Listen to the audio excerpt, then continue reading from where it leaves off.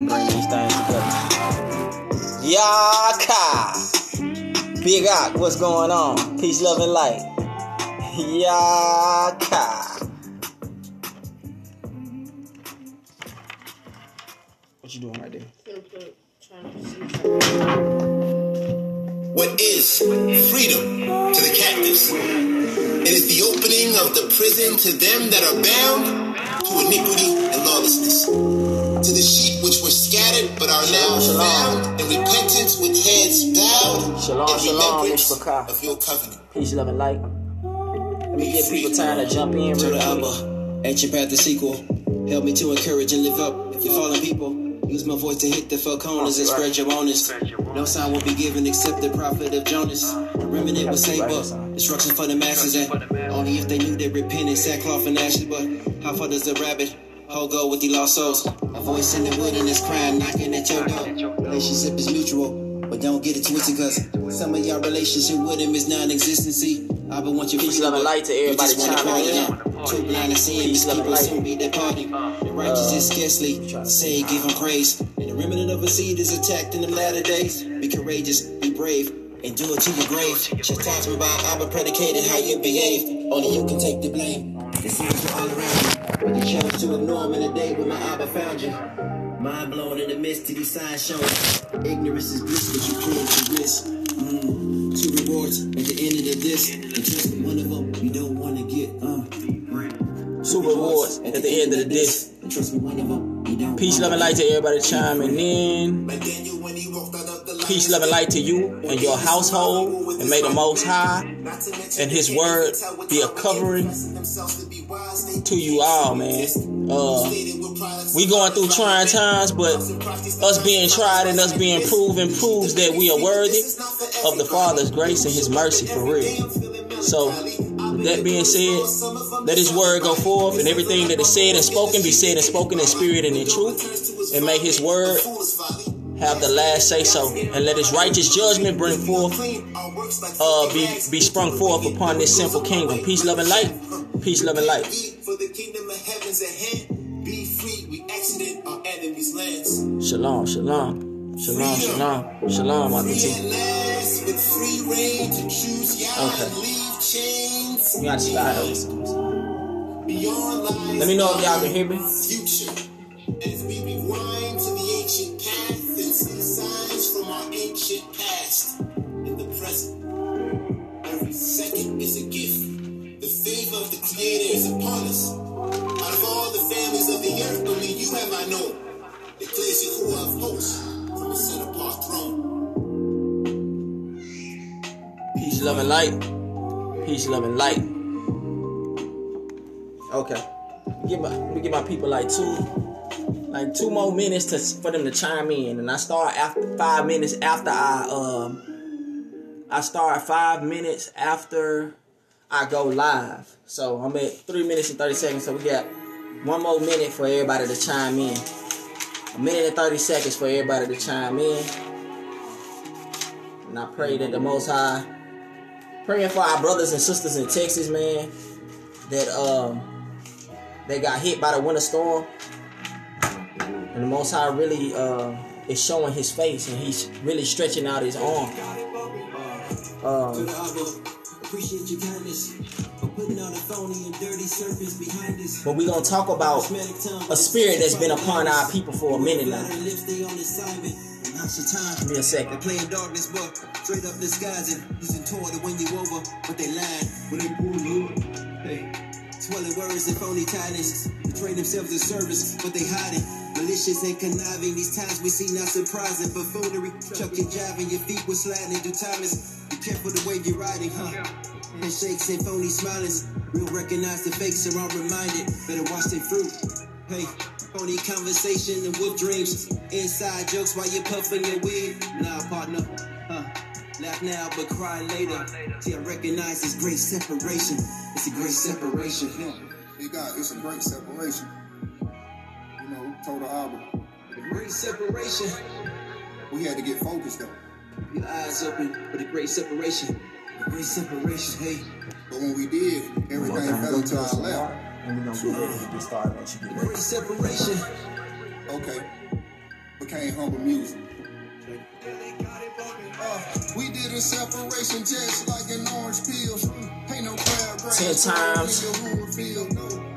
The 10 times we tried the Most High in the wilderness. This is what I'm about to get into. Are we ready to be proven? That's the question. That's the golden question. Are we ready to be proven? 10 times we tried the Father in the wilderness. We gotta ask ourselves, are we ready to be proven? We're gonna get into it.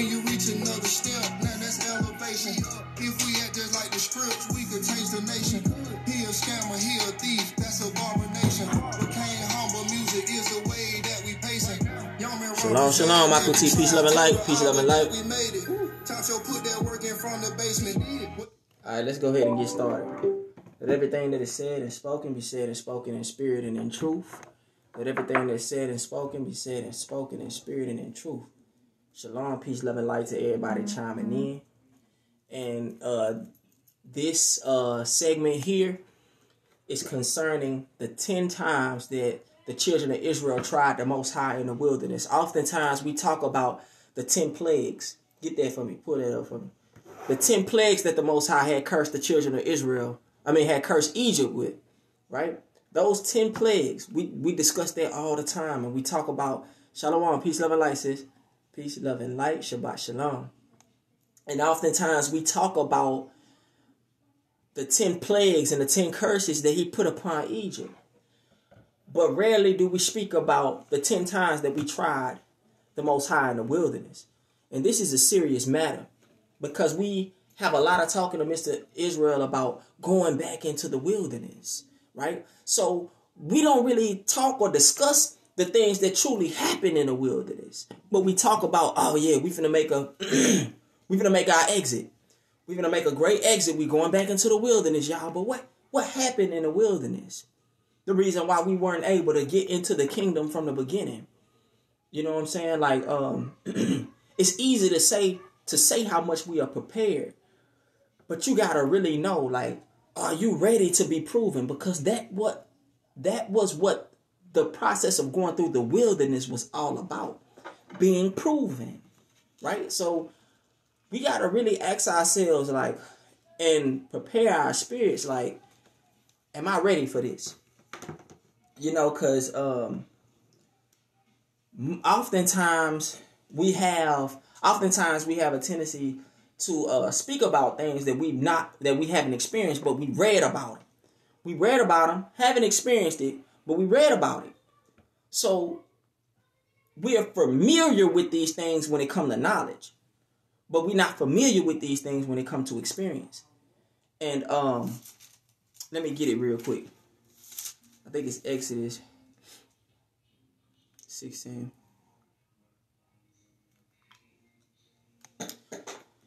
Exodus 16 and 4.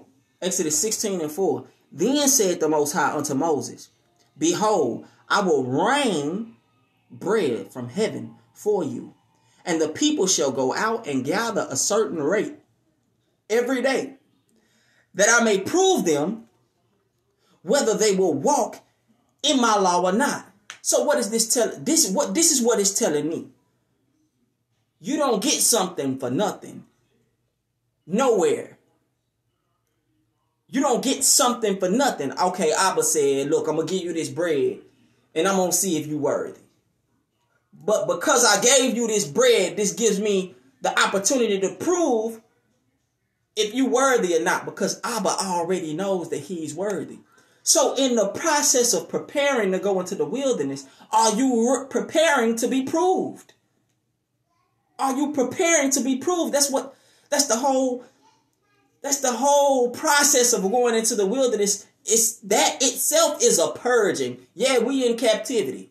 We in captivity and we have to purge away our ways in captivity. But once we transition, moving out and migrating out and going into the wilderness, are you preparing yourself to be proven at that point? Because that's what Abba said he did to the children of Israel once he put them in the wilderness and pulled them out of captivity, pulled them out of Egypt, sent them into the wilderness.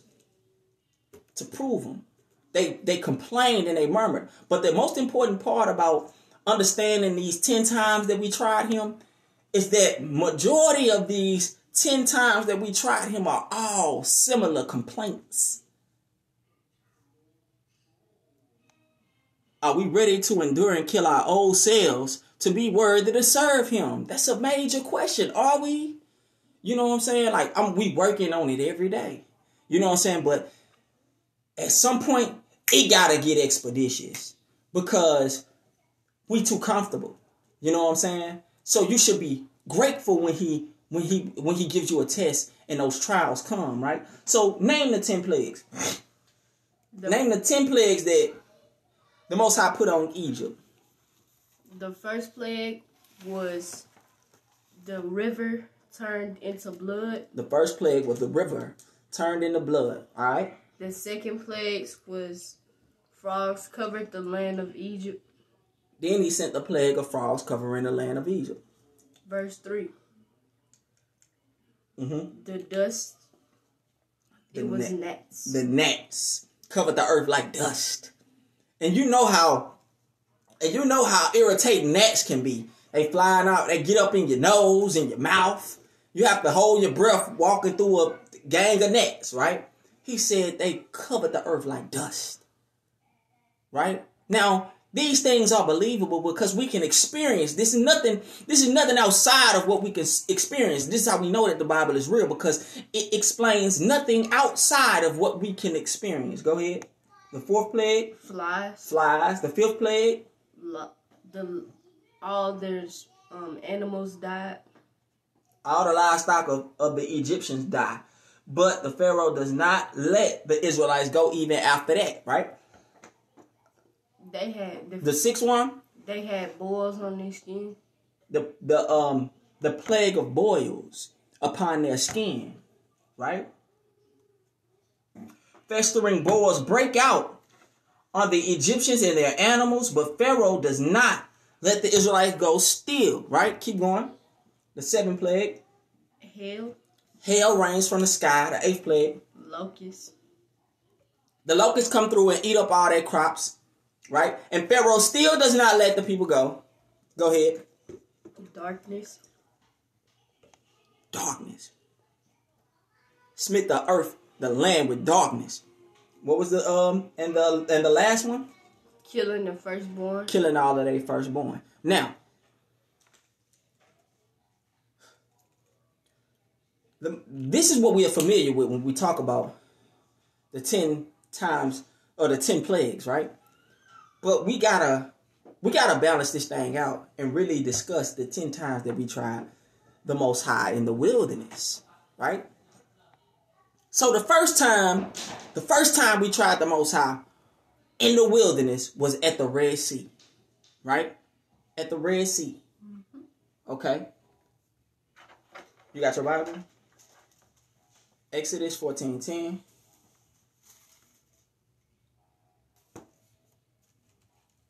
At the Red Sea was the first time we tried the Most High in the wilderness. So let's read that real quick. Exodus 14:10. Get it when you get there. Exodus 14:10. And when Pharaoh drew nigh, the children of Israel lifted up their eyes, and behold, the Egyptians marched after them, and they were sore afraid. They were sore afraid. Fear is a sin, and it will cause you to sin. So this is why we say walk by faith and not by sight, because what you see might scare you. And by you being fearful, it might cause you to go into sin. So walk by faith and not by sight. This is important, right? Because what you see just might scare you. So this is why he said don't walk by faith, not by sight. Because what you see gonna scare you. And if you living in fear, you can't serve Yah. You can't serve the Creator for real. Let's go. And the children of Israel cried out unto the Lord, saying, and they said unto Moses, because we have no graves in Egypt, hast thou taken us away to die in the wilderness? Right. They started complaining. fearful. Man, we ain't even no graves out here. Have you taken us out here to die in the wilderness? Complaining. Soon as they come out of Egypt, they wasn't trusting in the Father. Now, this is the first time they showed distrust to Abba. You got to look at it. Just like how Pharaoh showed his disbelief in not taking heed to the 10 plagues, and Pharaoh still didn't let the people go. Look what Israel do. They still won't believe. All 10 times that they tried him, they are not gonna believe. So they still carrying this spirit from Egypt. You know what I'm saying? So are we ready to be proven? When we come out of this thing, and we don't have the basic accessories and the basic amenities, washing machine, to wash clothes. You know what I'm saying? You dwelling in tents. You know what I'm saying? Like, it might get crucial for you to have to go into the wilderness because the cities might get torn. You know what I'm saying? Are you ready to transition into a more hands-on lifestyle and not a lifestyle that assists you, but more hands-on, right? So the first time they tried the Father, they was in fear. They didn't trust him, right? They was in fear. They didn't trust him. Okay? So that was at the Red Sea. So during that time right there, the children of Israel came out of Egypt, and they journeyed to the Red Sea. By the time they got to the Red Sea, it was no way for them to cross. So they stopped there and waited, and they looked behind them, and Pharaoh's army came, and they was sore bitter. But the Most High opened the waters up for them so that they can pass through. That alone should have kept their spirits intact, showing them. So I look at it like this. Like our ancestors, they had it on the front end. We getting it on the back end. They were born into the truth, right? They had it on the front end. They were born into the truth and seeing the miracles of the Father. We were born into wickedness and we desire the miracles of the Father. We got it in reverse. Because of the sins and their distrust in the Father, that curse fell down upon us. So we on the back end trying to get back to the front end. They was on the front end going backwards. They was on the front end digressing.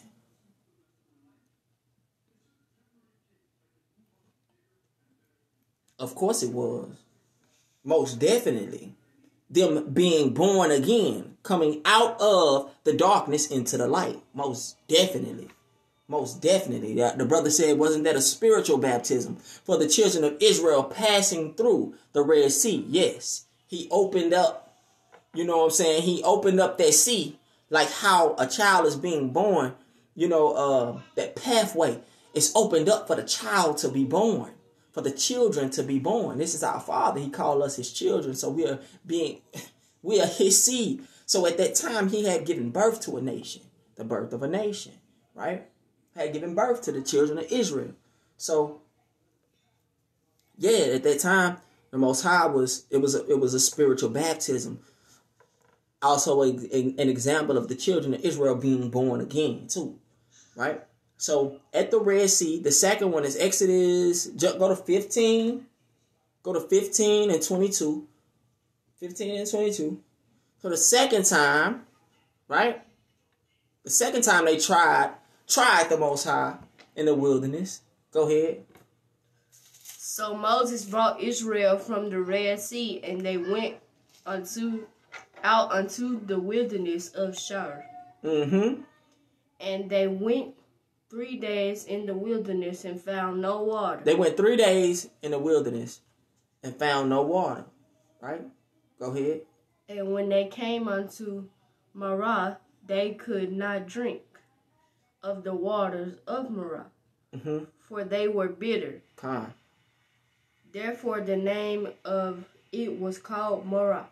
Keep going. Verse 24, and the people murmured against Moses, saying, what shall we drink? And the people murmured against Moses, saying, what shall we drink?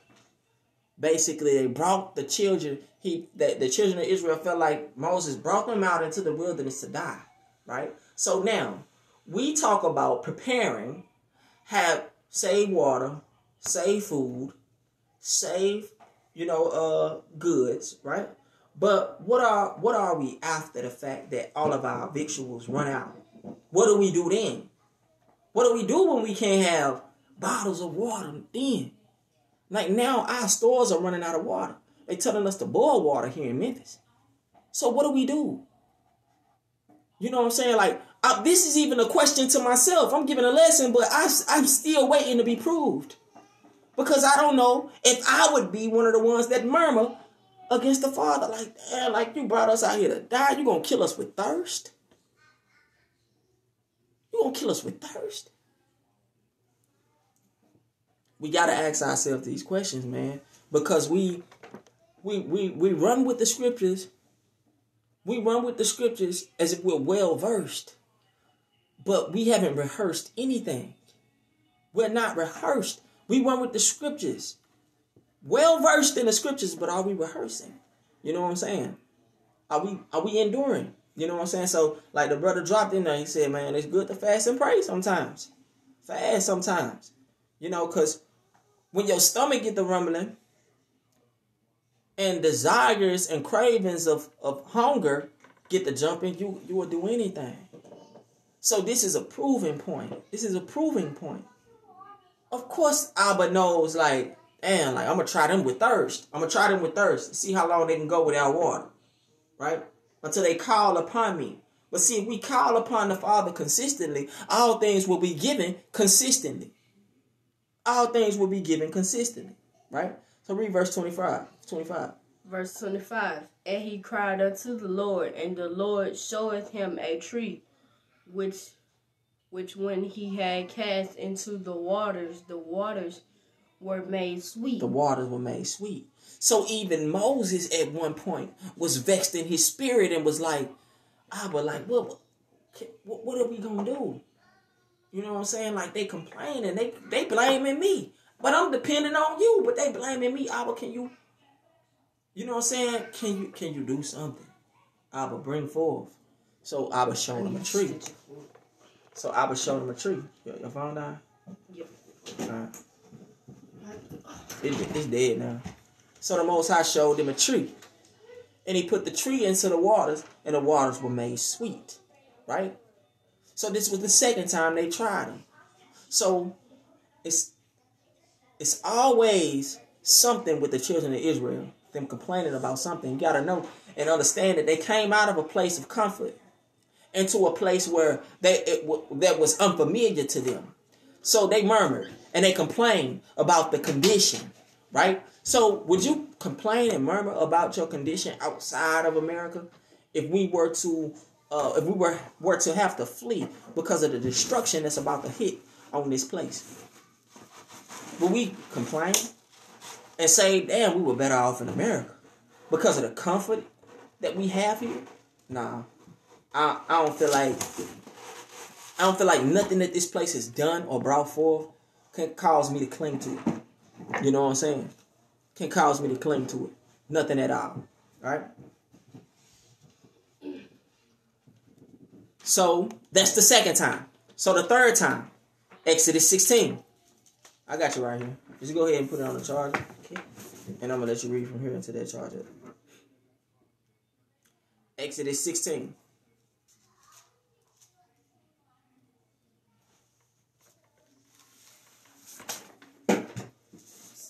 16 start at 1 and go through 3. Exodus 16 verse 1. Mm-hmm. And they took their journey from Elam, mm-hmm. and all the congregations of the children of Israel came unto the wilderness of Sin, mm-hmm.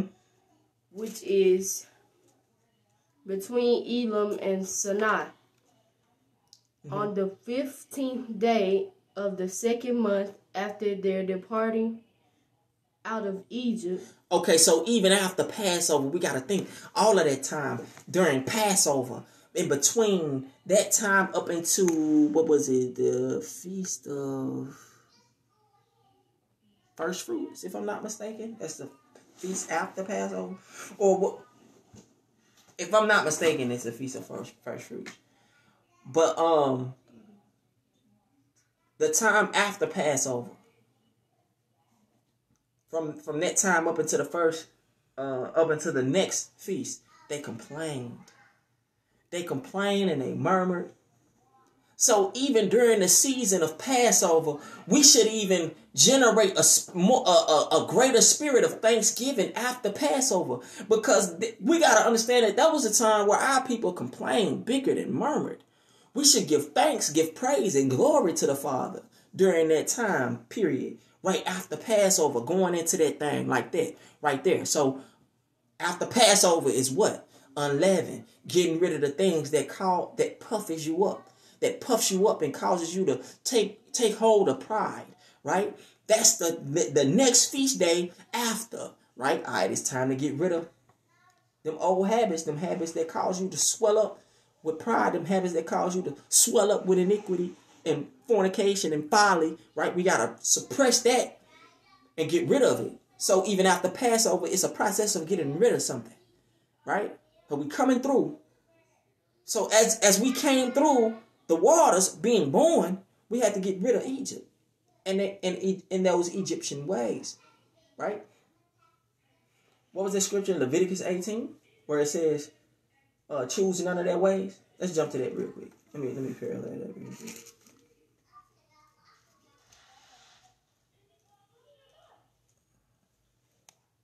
Leviticus 18:3. Read that. Then we're gonna jump back. Keep your finger right here. Keep your finger right here. And we're gonna jump back. I thought you keep your finger right here, son. We're gonna keep your finger right here. Alright, and we're gonna jump back. Read Leviticus 18:3. Leviticus 18, verse 3. Right. After the doings of the land of Egypt, wherein ye dwell, shall ye not do. Read it again. After the doings of the land of Egypt, ye dwelt in. Wherein ye dwelt. Wherein ye dwelt. Mm-hmm. Shall ye not do. Shall ye not do. Right? So by the Father opening up the waters to us, giving birth to a new nation, right? Coming out of Egypt. So he was telling us, he had to tell us and inform us, like, look, after the ways of Egypt that y'all just came out of, these are the ways that you should not do. I birthed you from that. I brought you out of the darkness and gave birth to a new people and brought you into the light. So after the doings of Egypt shall ye not do, right? Because he knew that the doings of Egypt were full of pride, lust, fornication, and all works of idolatry, right? So after the workings of Egypt shall ye not do, right? So even us being here in America, which is modern Egypt, modern Rome, modern Greek, all of the modern old ancient functions in one, right? We had to, even being here, come out of certain ways that caused us to slip and slide, right? We had to come out of certain ways that caused us to realize that, dang, this is not the path of YAH. This is not the path of the Creator that we read in the Bible. We don't celebrate Christmas, Thanksgiving, and Halloween at the same time. How the hell you celebrate the birth of Jesus and then turn around and celebrate the devil's holiday? Then turn around and celebrate the dead and wickedness. That shit don't even mix, man. That don't even mix, right? So it says, after the doings of Egypt, wherein ye dwelt, shall ye not do. Read, keep going. After the doings of the land of Canaan, whither I bring you, shall ye not do. Shall ye not do. Neither shall ye walk in their ordinances. Neither shall ye walk in their ordinances. Right? Neither shall you walk in the ways that they set, their orders. Right? Shall not walk in the ways. Not even being in captivity, it said don't walk in the ways of your oppressor.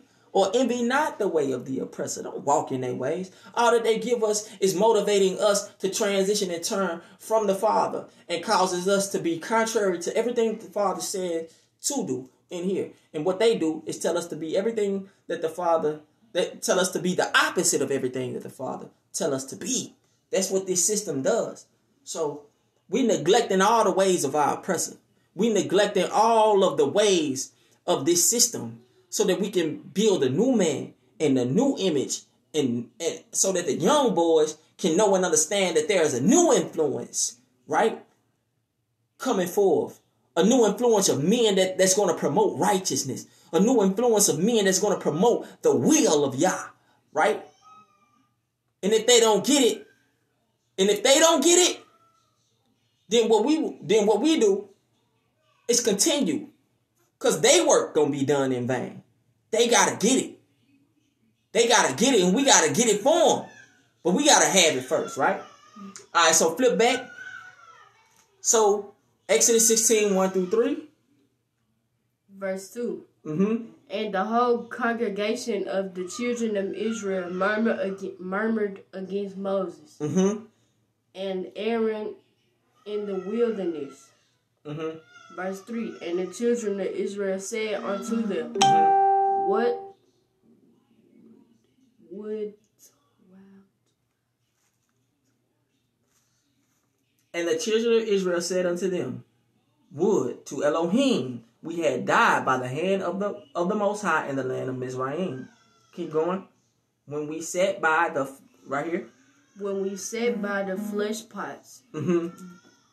When we sat by the flesh pots, and when we did eat bread to the full. Right. So they was complaining about food. This was another murmur or another complaint about the gut, man.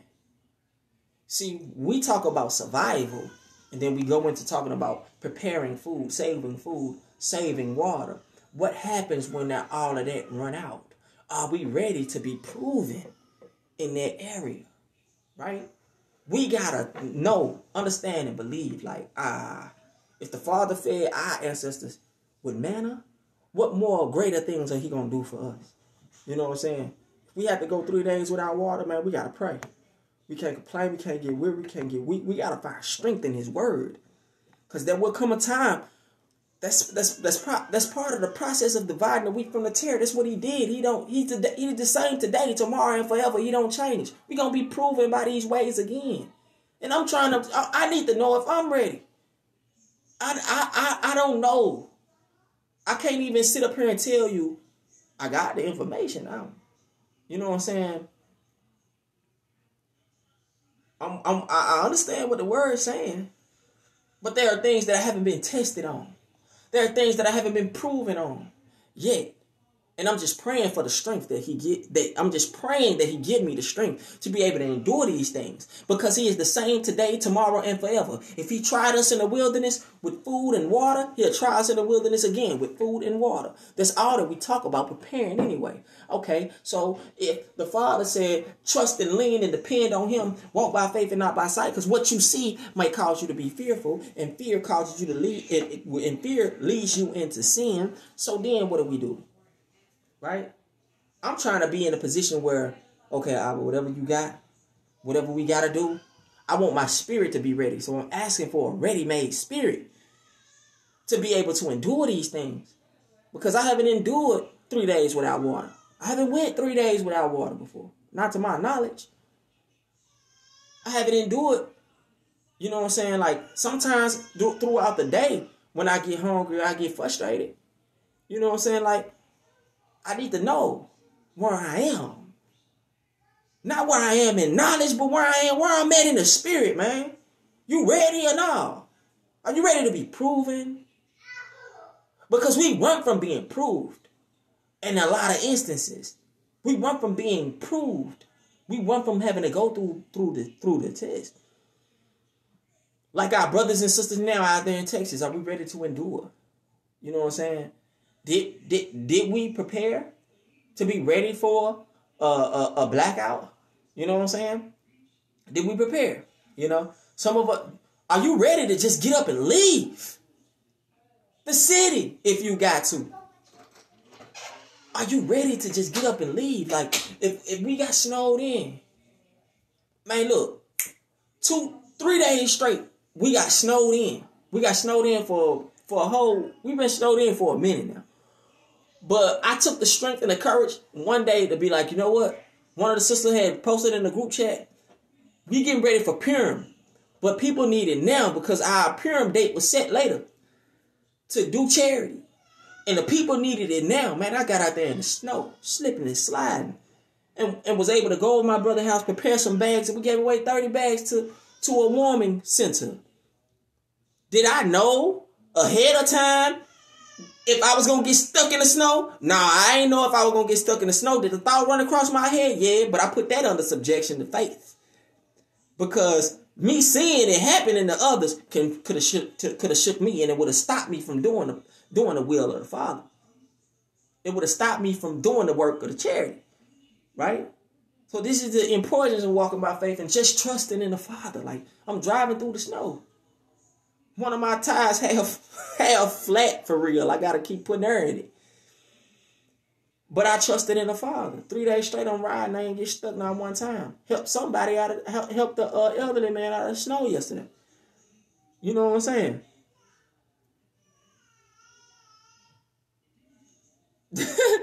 Me, my wife, and another sister, we all was out there. I was the driver, but I had the whole fam with me. Look, peep, I had the whole fam with me. It wasn't just me by myself. Let me let that be known. I journeyed with the babies and all. Let me tell you, I be trying my faith because I need to know that I'm strength training that thing. I'm strength training my faith, bro, so I can be ready to be proven. You got to strength train that thing, man. So you can be ready to be proved. Right? You can be ready to be proved, man. So the second time, the first time, it was fear. The second time, it was water. The third time, it was food. Let's go to the fourth time. Jump to 11 and 20. 11 through 20. Exodus 16. Exodus 16, verse 11 through 20. What a page. 16. Okay, 11 and 20. 11. Got it. Let's go. Exodus 16 and 11. Mm-hmm. And the Lord spake unto Moses, saying, I have heard the murmuring of the children of Israel. It said, and the Most High said, I've heard the murmuring of the children of Israel. Go ahead. Speak unto them, saying, At evening ye shall eat flesh. At the evening time ye shall eat flesh. Right? Go ahead. And in the morning ye shall be filled with bread. And in the morning ye shall be filled with bread. So he telling them y'all gonna eat 2 times a day. I'm not gonna make no gluts out of y'all. Because that's one of the deadliest sins, right? I'm not going to make no gluts out of you. So I'm going to let you eat in the evening. I'm going to let you eat in the morning, right? I'm going to provide food for you in the evening. I'm going to provide food for you in the morning. At some point, they weren't eating at all because they was complaining about food. So then when they did start eating, they only had 2 meals a day, right? So we didn't have 3-course meals a day. We didn't have breakfast, lunch, and dinner. We had breakfast, manna, and dinner. Right? It wasn't no lunch. And it wasn't no snacks in between. You feel me? Let's get it. Ye shall know that I am the Lord your God. He gonna feed you. He gonna give you flesh in the evening, manna in the morning. Go ahead. And it came to pass that at the evening the quails came up and covered the camp. And in the morning the dew lay round about the host. The dew lay round about the host. Go ahead. And when the dew that lay was gone up, behold, upon the faces of the wilderness there lay a small round thing, as small as the hoarfrost on the ground. Verse 15. Keep going. And when the children of Israel saw it, they said one to another, Is it my manna? For they wist not what it was. For they knew not what it was, right? Let me finish it up real quick. Thank you, Jacob. It says, and Moses said unto them, This is the bread which the Most High had given you to eat. This is the thing which the Most High had commanded. gather of it every man according to his eating, an omer for every man, an omer for every man, according to the number of his persons. Take ye every man for them which are in his tent. And the children of Israel did so, and gathered, some more, some less. And when they did met it with an omer, he that gathered much had nothing over, and he that gathered little had no lack. Right? So they gathered just as much as needed for them both. Right? They gathered just as much as needed for them both. Okay? Then he goes to say, and when they did meet it with an omer, he that gathered much had nothing over, and he that gathered little had nothing lack. They gathered every man according to his eating. And Moses said, let no man leave it to the morning. Right? Start right there in verse 19. Read that again. Verse 19, And Moses said, let no man leave it unto the morning. 6 days he gave them manna in the morning, quail at night. 6 days straight. They ain't had nothing to complain about. 6 days straight. Go ahead. Notwithstanding, hearken not unto Moses, but... Read that again. Don't skip no words. Notwithstanding, they hearken not unto Moses. Notwithstanding, they hearken not unto Moses, but what? But some of them left of it. Some of them left it over at night. Why? Because they didn't trust that the Father would continue to give it to them. He told you the next day, gather 2 times as much. They didn't trust them at the Red Sea. They didn't trust them at the waters of Marah. They didn't trust them when they was complaining for food. And they not trusting him now, even after y'all gave them food, they still not trusting him. Because he said, don't leave nothing over till the morning.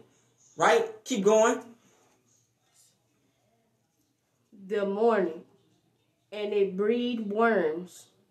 And they left it over until the morning and it bred worms. What are we seeing here? That the children of Israel are being proven that they are not trustworthy.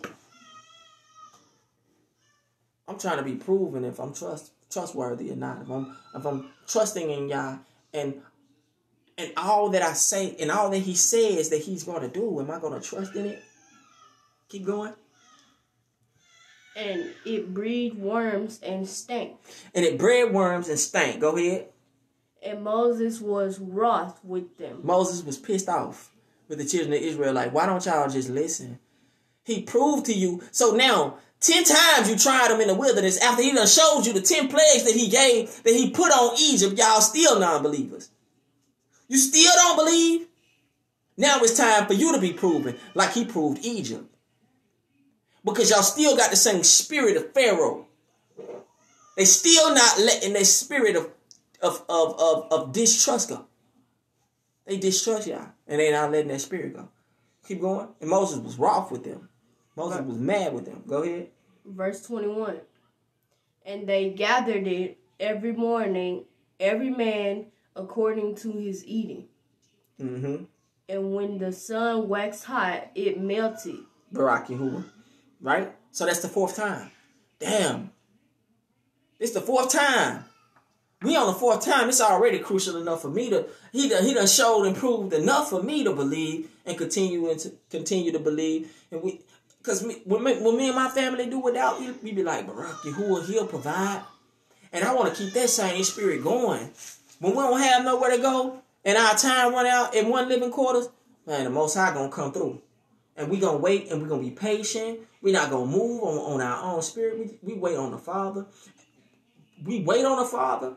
But yet we still go into acts of trust, right? Okay, if this is the place that the Father wants us to be at, then we're going to be there. If it ain't, then he going to block it, right? Because we look for a couple places.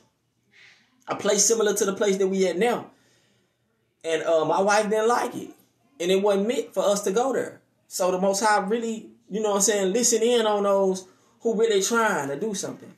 You know what I'm saying? Because if it's out of my control and it's out of my hands, I won't react on nothing. I'll just wait till the Father show and prove what he wants me to do. You know what I'm saying? Before I make my own gesture and make my own plans, right? That's a saying. One of the oldest sayings. You want to make the Father laugh, make plans.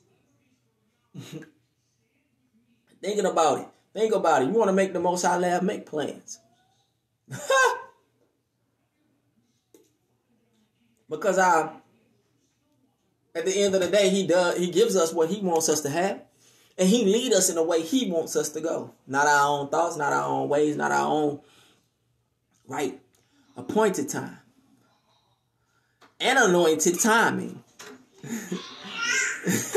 That was right too. Anointed timing and appointed timing. Peace, love, and light, King.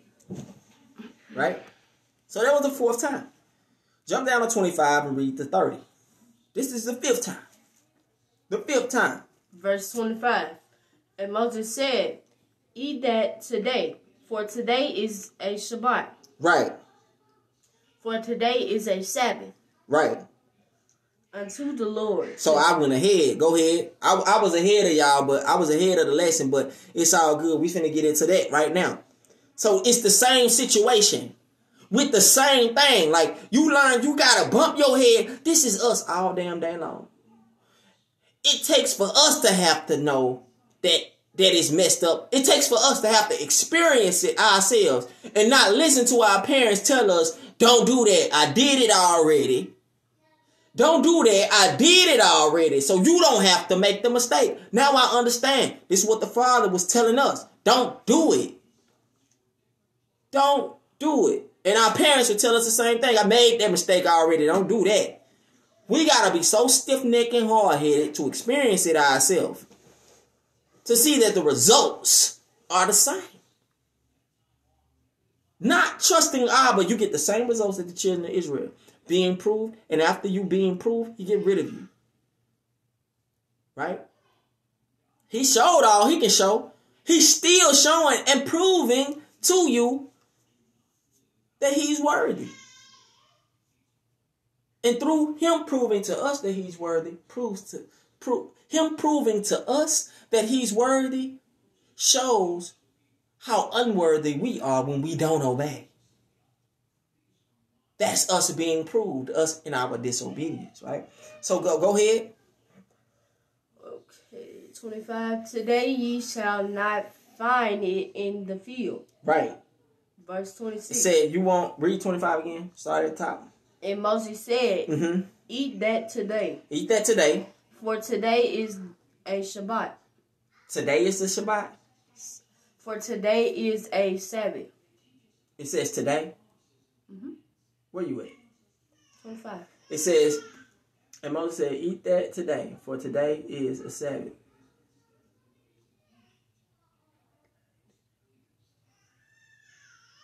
Okay, go back up. Go up to 23. I'm sorry. Verse 23.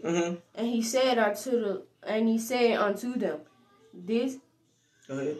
This is that which the Lord hath said. Tomorrow is the rest of the holy Sabbath unto the Lord. Bake that which ye will bake today, and see it that ye will see it. And that which remaineth, and that which remaineth, overlay up for you, to be kept unto the morning. All right, keep going. Verse 24. And they laid it up till the morning, and Moses bade, and it did not stink. Neither was there any worms therein. So the Most High proved to them that if you do what he said do, right? Do it when I tell you to do it, and it'll work for you. If you do it when I tell you to do it, it'll work for you. If you do it when you want to do it, it's not going to work for you. Right? So now, okay, now that y'all broke the commandment the first time and left it over to the morning because they didn't trust that the Father would continue to give them manna, and they left it over to the morning and it's stinking bread worms, they had to throw it away anyway. Right? So then now the Most High telling them, all right, now leave it over to the morning. Leave it over to the morning. And they did, and they proved to them that the Father was right. obey, and you will be granted all things, right? Verse 25. Verse 25. And Moses said, eat that today, for today is a Sabbath. Eat that today, for today is the Shabbat. Go ahead. Unto the Lord. Today ye shall not find it in the field. It said, today ye shall not find it in the field. Right? Go ahead. Verse 26. 6 days ye shall gather it, but on the 7th day, which is the Sabbath, in it there shall be none. 6 days ye shall gather it, but on the 7th day, which is the Sabbath, it ain't going to be none. They're not listening. Hard-headed, stiff-necked, stuffed ears. Right? Keep going. There shall not be none. Verse 27. And it came to pass that there went out some of the people on the 7th day for to gather, and they found none. So they went out anyway. After the message went out and said, look, today is the Shabbat. Gather all that you're going to gather today. Tomorrow is the Shabbat. Gather all that you're going to gather. Bake all that you're going to bake. Because you're not going to find no food tomorrow. You're not going to be able to find none tomorrow. Right? So they still disobeyed. And they went out and looked for it anyway. Distrust. They constantly trying to feed an appetite, you see. They constantly trying to feed an appetite. So far, since the second time they tried him, everything has been about food and water. The gut, the mind of the stomach is a mind of its own. Since the second time, up until now, we at the 5th time they tried him, they always trying him with food. Are we ready to be proven? Are we ready to fast? Are we ready to do without at a point in time? Are we ready to take appointed measures and instructions from the Father? Like, are we not satisfied with the instructions that are given? Right? Sometimes people may be they were uncomfortable with the instructions that were given. They were uncomfortable. Like, nah, I ain't satisfied with not being able to gather enough every day. I want to be able to gather some every day. Greed, gluttony can only lead you to do such a thing. If he told you to prepare today for tomorrow is the Shabbat, gather 2 times more than what you normally gather. And be content. See, our people are not content. We envy the oppressor. We always want something. We always asking for something. We always desiring something. And we turn around, we call things blessings, and then we turn around and curse it when it don't work for us no more. The appetites of the flesh. The appetites of the flesh. One minute we blessing something, next minute we turn around and cursing it when it don't work for us no more. Why do we do that? What does that prove us to be? Hypocrites. Right? Let's go on to the 6th time. Okay. Exodus 17, verse 1. Exodus 17, verse 1. And all the congregation of the children of Israel journeyed from the wilderness of sin after their journeys according to the commandment of the Lord, and pitched in. We truly did. We did. We put that hardship on ourselves. Go ahead. Rephidim. Hold on. Let me see where you're at. 17. All right. It says, and all the congregation of the children of Israel journeyed from the wilderness of sin after their journeys, according to the commandments of the Most High, and pitched in Rephidim. Go ahead. And pitched in Rephidim, and there was no water for the people to drink. Right. Keep going. Here we go again. No water. No water. Okay, verse 2. Wherefore the people did chide. Therefore the people did chide. Wherefore the people did shed chaired with Moses and said, I guess going back and forth, confrontation, right? And the people did chair with Moses and said unto them, Why chide ye with me? Wherefore do ye tempt the Lord? He said, why you in conflict with me? Why you tempting Yah? I ain't did nothing. And Moses knew, and he was letting the children of Israel know, look, I ain't did nothing. Why you in conflict with me? I'm only doing the will of the Father. Why you in conflict with me? I ain't the one that gave you the water the first time, or the food, or the manna. So why your issue is with Yah, right? Go ahead. Verse 3. And the people thirst, therefore water, and the people murmured against Moses, and said, Wherefore is this that thou hast brought us out? Us up out of Egypt to kill us and our children and our cattle with thirst. They like, you brought us out of Egypt to kill us and our children and our cattle with thirst. First time it was like, man, you brought us out of the wilderness where there ain't no graves, so that the Egyptians can slaughter us, and ain't even no graves out here, right? Then they murmuring and complaining because of the lack thereof. Now notice that the children of Israel, when they came out of Egypt, came out with great substance. But all of that substance had ran out. They came out with bread, but all of that had ran out. And then they was hungry. Right? Are we ready to be proven in such a manner? Keep asking yourself that question, like, man, like, am I ready to be proven in such a manner? You know what I'm saying? And it's good to have like basic skills, learning how to fish, learning how to crop. You know what I'm saying? Learning how to grow food. You know what I'm saying? Like at least the basics, learning how to grow everything to put in a salad, right? Everything, lettuce, tomatoes, cucumbers, onions. Lettuce, tomatoes, cucumbers, onions. You know what I'm saying? Learning how to be able to at least grow crops, to grow all that you can put into a salad, right? Mm-hmm. Keep going. We at the sixth time. Verse 4. Mm-hmm. And Moses cried unto the Lord, saying, What shall I do unto this people? They be almost ready to stone me. He said they be almost ready to stone me. I be like, what? How am I gonna lead this stiff-necked and rebellious group of people and they ready to kill me? Go ahead. Verse 5. And the Lord said unto Moses, Go on before the people, and take thee with thee of thy elders of Israel, and the rod wherewith thou smotest.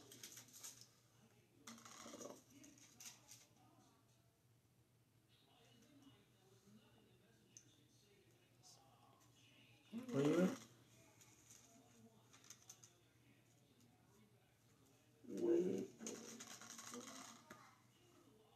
Okay, it said, and the Most High said unto Moses, Go on before the people, and take with thee the elders of Israel, and thy rod, wherewith thou smotest the river, take in thy hand, and go.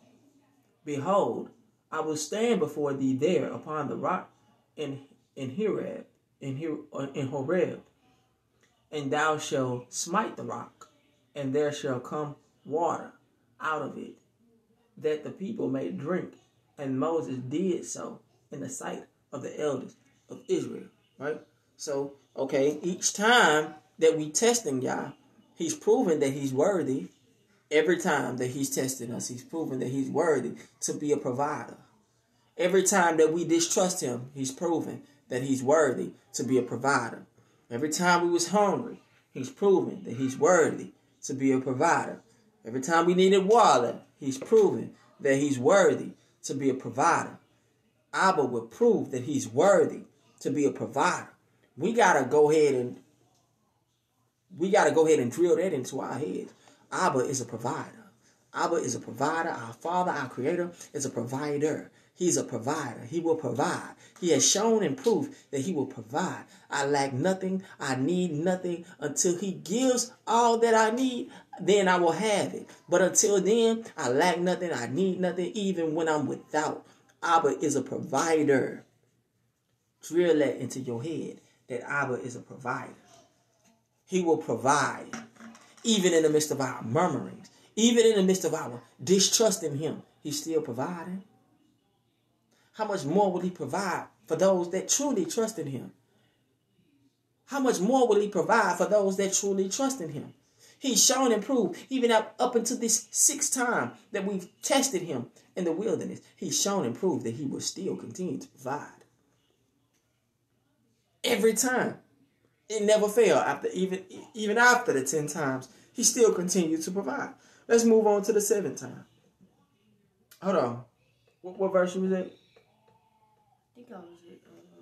Okay, yeah, that's it. Let's go to the 7th time. Exodus 33, verse 1 through 6. This is the 7th time.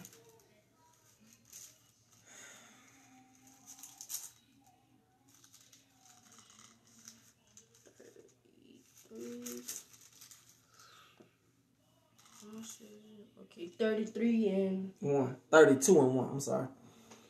32 and 1. 32 and 1. Mm-hmm. Exodus 32 and 1. Mm-hmm. And when the people saw that Moses delayed to come down out of the mount, the people gathered themselves together unto Aaron and said unto them, Up, make us a God. He told them, the children of Israel complained because Moses wasn't there in their presence. So this is another way you know that we the people, because we always trusting in man for something. We always need a leader for something. Martin Luther King, Malcolm X, Huey P. Newton, Marcus Garvey, and so on. We've always trusted and depended on these leaders. And Abba has taken them out, every single last one of them, to show what? Why? Why did he do that? Because we were dependent on the man and not the creator of. We were dependent on the creature and not the creator, right? So now, the children of Israel in the wilderness told Aaron, man, make us a God, man. We need something to, it don't look like Moses coming back. They depended on man. After Moses sat there and told them, why you chat with me? I ain't did nothing. It was all the Father. Your problem was with him, right? So even after his absence, they still didn't cleave to Elohim. They still didn't cleave to the Father of Abraham, Isaac, and Jacob. They were still trusting and dependent on man. They were so carnal and they were so pacified by the luxuries of Egypt that they could not even come out of those ways and see the glory of the Father. Are we that pacified in America that we can't come out of the ways of her to see the glory of the Father? Of course, we shouldn't be. We shouldn't be. Shabbat shalom, Miss Blondell. Peace, love, and light to you. All the way to Cali. Peace, love, and light to you. So we shouldn't be blind by the luxuries and the comfort of this system in society. Section 8, food stamps, welfare. We shouldn't be comforted by those things because Abba is 10 times more of a provider than this system, right? So keep going. Now they need something to worship. They still getting pacified. They still getting taken care of. Now they need something to worship. Israel always needs some. Israel always needs something. Always gotta have something in a front sights so that they can build their confidence up in believing. Right? Keep going. Which shall go before us, for as for this Moses, the man that brought us up out of Egypt, the land of Egypt, we won't not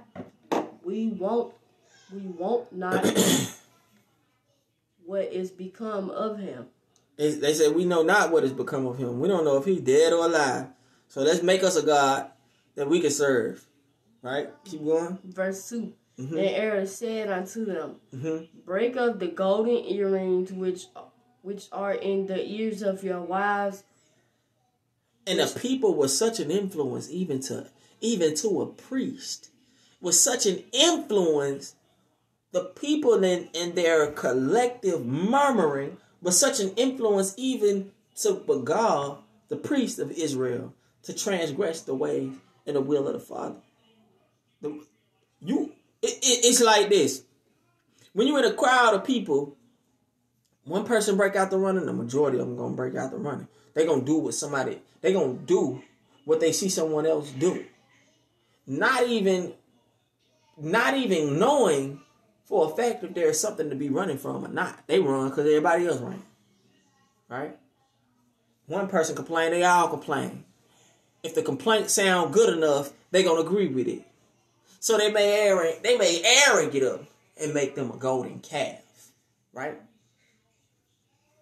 At Mount Sinai. Go ahead. Verse 2. And Aaron said unto them, break up the gold, and earrings off of your sons' wives, and your daughters, and bring them unto me. All right, jump down to verse 5. Verse 5. And when Aaron saw it, he built an altar before it, and Aaron made proclamation and said, tomorrow is a feast to the Lord. Verse 6. And they rose up early on the morrow and offered burnt offerings and brought peace offerings, and the people sat down to eat and drink and rose up to play. Right? Read verse 7. Verse 7. And the Lord said unto Moses, go get thee down from thy people. It says, go get thee down. From thy people. For. Go get thee down for thy people. Which thou hast brought us out of the land of Egypt. Which thou hast brought us the land out of Egypt, have corrupted themselves. Right? So Moses went off into a journey to consult with the Father. He needed that break. That set apart rejuvenation. You know what I'm saying? Get away from these people. They complain, they murmur. We proven that the Father is doing his job and proving that he is worthy to be a provider. And we still proving and showing and proving that we are unworthy servants. Right? Showing and proving that we are unworthy servants. So the Most High told Moses, man, go down. They already wanted to kill him, so he was ready to take off anyway. Like, oh, I needed this break from them anyway. But when he got back, what were they doing? You know what they was doing? They was worshiping the calf. They was worshiping the golden calf, man. Because they hadn't heard from Moses. They hadn't heard from Elohim. So they like, man, make us something so that we can bow down to it and worship it, right? Something that has no substance, right? Look at the condition of the children of Israel here in America. What do we worship and bow down to? Everything that has no substance. Everything that can do nothing for us. Idolizing celebrities that are full of folly, ignorance, deceit, lust, fornication. And always sell their soul. And soul sellers. They bow down, they worship soul sellers, right? You got people out here glorifying people, doing wickedly, right? Encouraging bad drug habits, encouraging depression, encouraging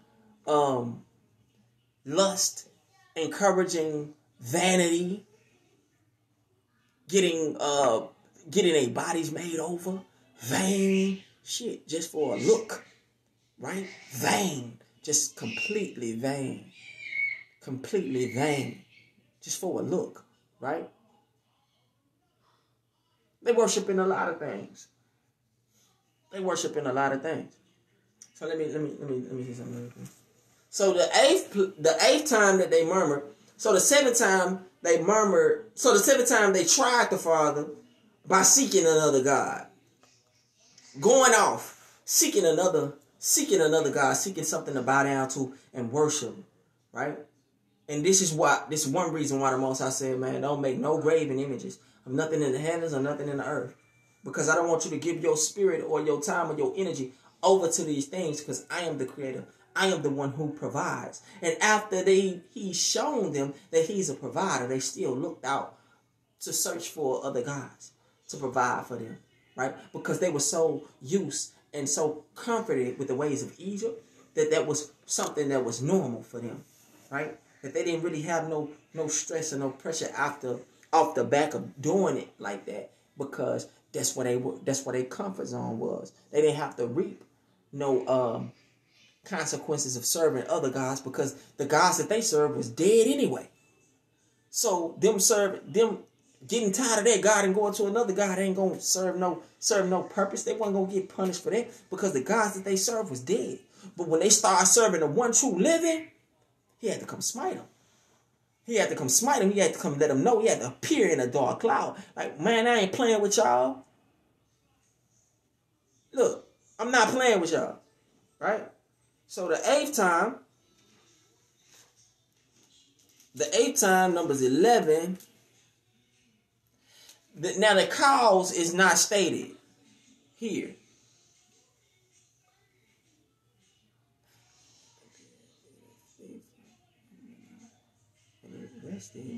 He said, "Turn, O Lord, unto this." Okay, Numbers chapter 8, verse 11. And when the people complained, it displeased the Most High, and the Most High heard it, and his anger was kindled, and the fire of the Most High burnt among them, and consumed them that were in the uttermost part of the camp. So whatever it was that they did, the Most High brought some extreme heat on their ass. Don't right? let him say Shalom. Shalom, peace, love, and light, King. Excuse my language, man. I'm gonna stop with that, with the foul language. But it's another expression of passion for me, just to express it. But I'm gonna stop. But again, and the people complained, not knowing the cause or why they complained. The people complained, and it displeased the Most High. And the Most High heard it, and his anger was kindled. Now he finna start laying them down, right? Now he finna start laying them out. All right. I'm gonna start laying y'all out, man, because y'all playing with me now. Y'all really playing with me. I'm finna lay y'all out. And he said, his anger was kindled, and the fire of the Most High burnt among them, and consumed them that were in the uttermost part of the camp. And the people cried unto Moses. And when Moses prayed unto the Most High, the fire was quenched. When Moses prayed unto the Most High, the fire was quenched. And he called the name of that place Taberah, because the fire of the Most High burnt among them. All right? So that was the 8th time. Now the cause is not stated. But at this point, it don't even matter. If you utter about anything or complain about anything up to this point, you're getting burnt up. And I think he did something after the fact of them making that golden calf too. Hold on, let me go back real quick. I feel like I'm missing something on that one. Didn't he use? I remember. What? He made the earth make a big hole to swallow them up. I think. He did.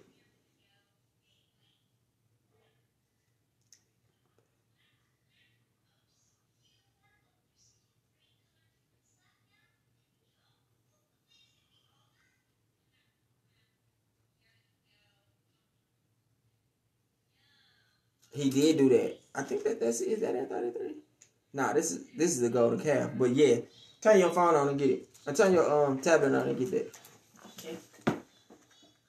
Is it in 33? I don't think it's in 32. But it's in there. I think it's probably after.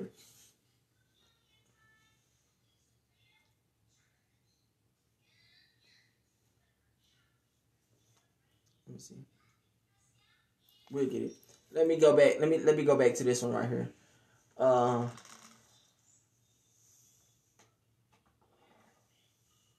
Let me jump down to verse 4 in Numbers chapter 11, verse 4. It says, and the mixed multitude was amongst them.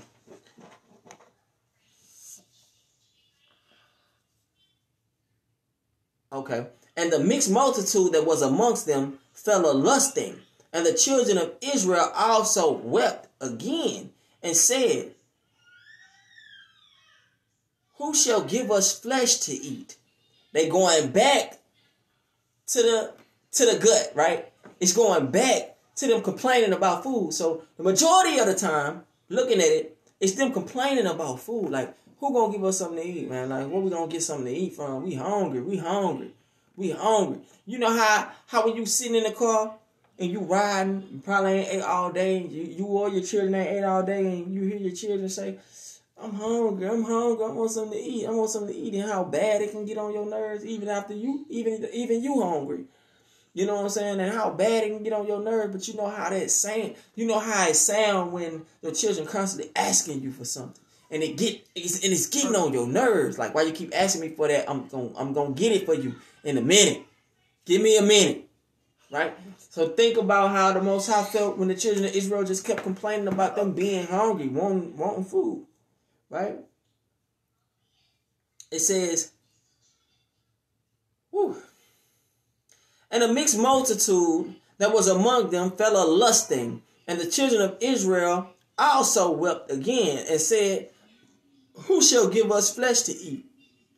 We remember the fish, which we did eat in Egypt freely, the cucumbers and the melons and the leeks and the onions and the garlic. Now they reminiscing about their past lives. Like, it's like a hustler that went to jail, right? Came out of jail. He can't hustle no more. The times done changed. Man, I remember when I had the Versace Gucci belts, right? Man, I remember when I had the Ferragamo sneakers, man, and the big mink coats, man. What happened to them days? That's what the children of Israel sound like. They ready to backslide. They ready to go back because this wilderness life is too hard for them. Because they not ready to change. And that whole process of them going into the wilderness is about change. And trusting in a Father who truly has showed himself to be worthy of being a provider. It's all about change. Right?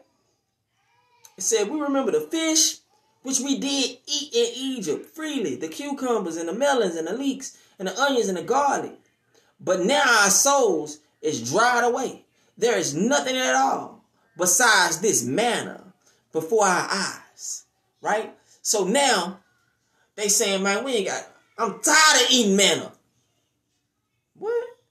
They said that they tired of eating manna. I know we've all experienced, I don't want to eat that today. You don't want to eat the same thing every day. Right? But the Father is providing it for you every day. He's providing it for you. And now you like, I don't want to eat no manna today, man. It's hard enough making the decision when we got options. Right? And most of the time, it be the women. I don't want to eat this today. I don't want to eat this. I don't know. What you want to eat? I don't know. All right, let's go let's go get a salad. I don't want no salad. Right? And most of the time be the women. I'm just going to put that out there I'm just going to say that our women was complaining about eating a manna and we couldn't get them nothing else to eat. Why I'm starting stuff, I don't know. But I just feel like that the women need to hear that. Right? But they said, but now our souls is dried away. There's nothing at all besides this manna before our eyes. And the manna was as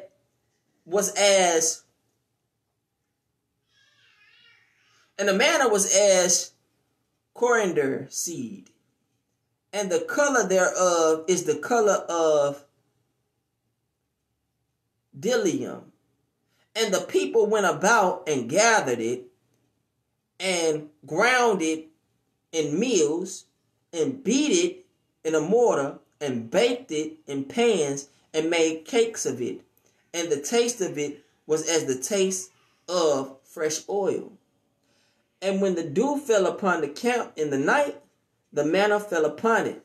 Oh. And Moses heard the people weep throughout their families, every man in the door of his tent. And the anger of the Most High was kindled greatly. Moses also was displeased. And Moses said unto the Most High, wherefore hast thou afflicted thy servant? And wherefore have I not found favor in thy sight, that thou layest the burden of all this people upon me? I know what he did. What happened? He went down, he threw the 2 tablets, and then he used the remaining rocks on the ground, and he burnt the calf and the rest of the remainings of the calf. He mixed it in with the water and fire, and he made the children of Israel drink it. For real? I remember that part. And he took the calf which they had made and burnt it with fire and ground it into powder and stirred it up in water and made the children of Israel drink of it. He sure did. So they probably, so that was one of the things where we were going back to the 8th. I think we're on the 9th time that they tried him.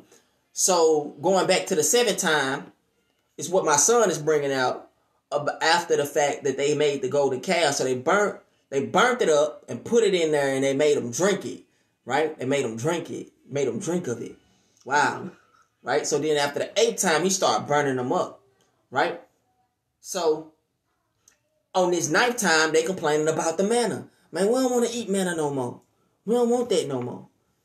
We don't want to eat that no more. They complaining about what to eat. It's still about the lust of the flesh, desires of the stomach, the wanting of food and victual, right? So are we ready to be proven? Look, you got, let's say you got a gang of rice stocked up. You didn't stock up nothing but rice. You didn't stock up nothing but rice and beans. Rice and beans in your stock. Now it's time to survive. And now you eating rice and beans every day, and then you gonna complain? You gonna complain against your own preparation. Right? So it's like it's even worse when you do it against the Father. Like he's the ultimate provider. He's the ultimate provider. He was already giving us quail in the evening and manna in the morning. Right? He was already giving us quail in the evening and manna in the morning. Right? So we gotta have control over our gut. No, you good. We gotta have control over our stomach, man. We gotta have control over the things that we eat, because we're gonna be tried in like manner. You know what I'm saying? In some instances, our people in Texas were just tried in this manner. Food, water, ran out, no resources, no electricity, for real. You know what I'm saying? Like, are we preparing ourselves to be proved? That's the question, right? So going into the 10th time, and we're going to close it out. Numbers 14. Start at 1. All right.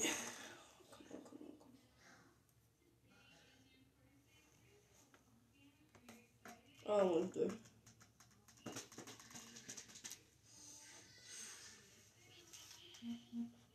Numbers 14. Peace, love, and light to everybody chiming in. I pray that everything that is said be said and spoken in spirit and in truth, and that edification is received. Got it. Go ahead. Okay, Numbers 14 and 1. Mm-hmm. And all the congregation lifted up their voice and cried out. Right. And the people wept that night. Mm-hmm. Verse 2. And all the children of Israel murmured against Moses and against Aaron. Here they go with this murmuring. Murmuring again. Go ahead. And the whole congregation said unto them, would God that we had died in the land of Egypt, or would God have had died in the wilderness? Right. It said, would God we had died in the land of Egypt, or for the sake of the Father we had died in the wilderness. They rather had died in the wilderness, right? So what's taking place here is that they were getting ready to come into the promised land. They were getting ready to come into the promised land, but the promised land that they was promised was already occupied, because Abba, being who he is, said he's going to give us homes that we built not, vineyards that we planted not. So he picked the best place for us to go down to take over. But what happened? They went down, sent 12 spies down into the city, and they saw how great the city was. There were walls. The walls were high. The walls were high. Come on, sit down. What you doing? My back had started getting sick. The walls was high, and there were Malachim angels, giants, fallen angels, in the land. So when the 12 spies came back, 10 of them brought back an evil report. 2 of them brought back a righteous report. Look at that. 10 evil reports. 10 times they was proven. 10 times the Father showed them the plagues of Egypt. After the 10 times the Father showed them the plagues of Egypt, 10 times he showed and proved that he was worthy to be a provider. And he's worthy to be praised. Right? So the others brought back, there was 12 spies sent down. If to my knowledge, there was 12 spies sent down, and 10 of them brought back an evil report. Right?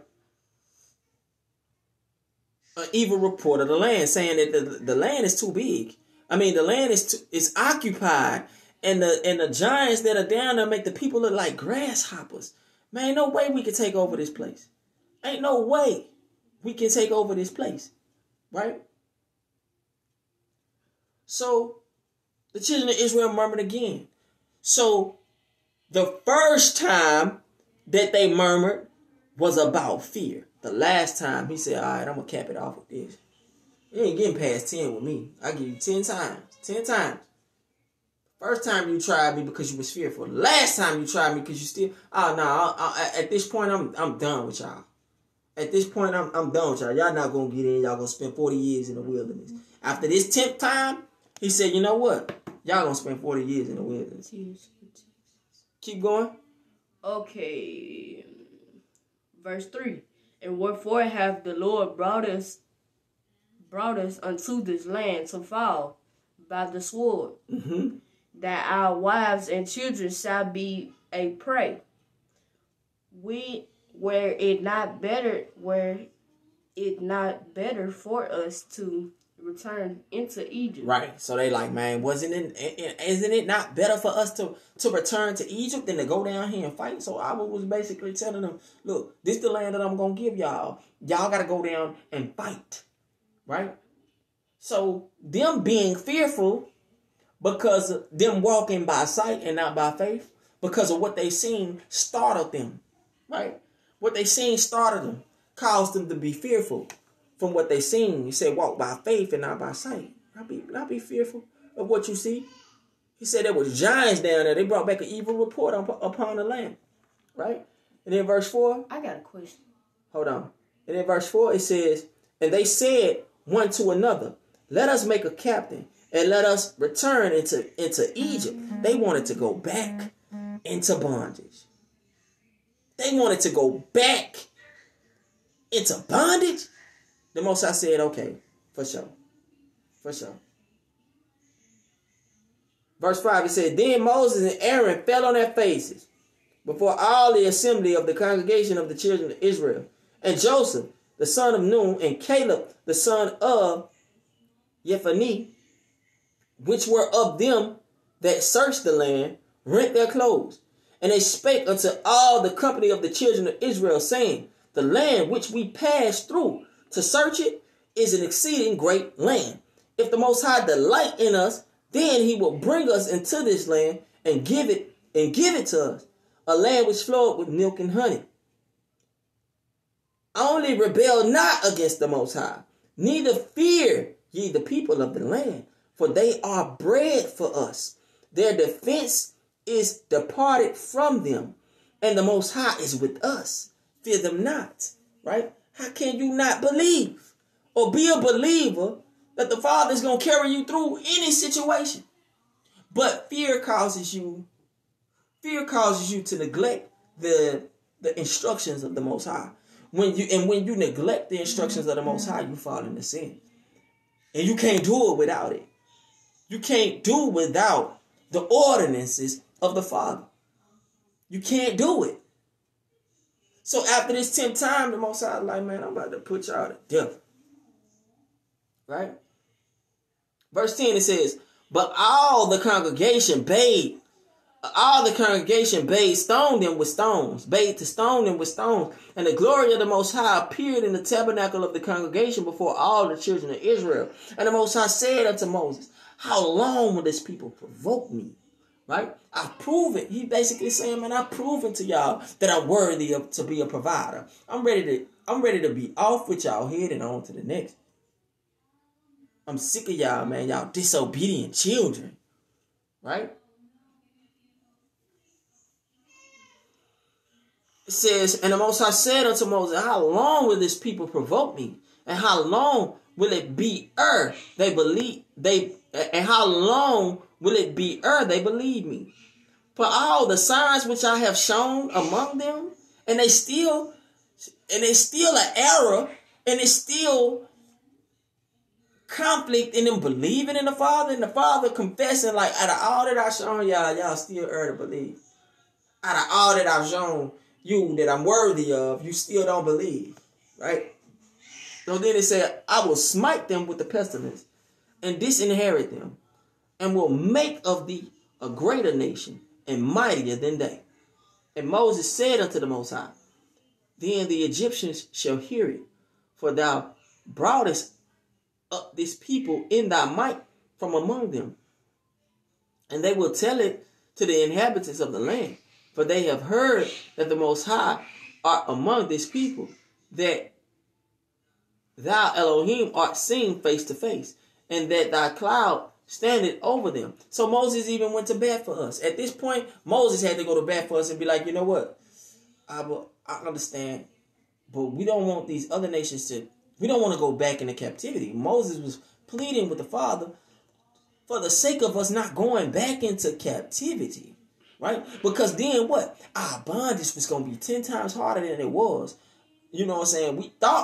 They thought that those luxuries and those things that they were able to acquire when they was in Egypt were something.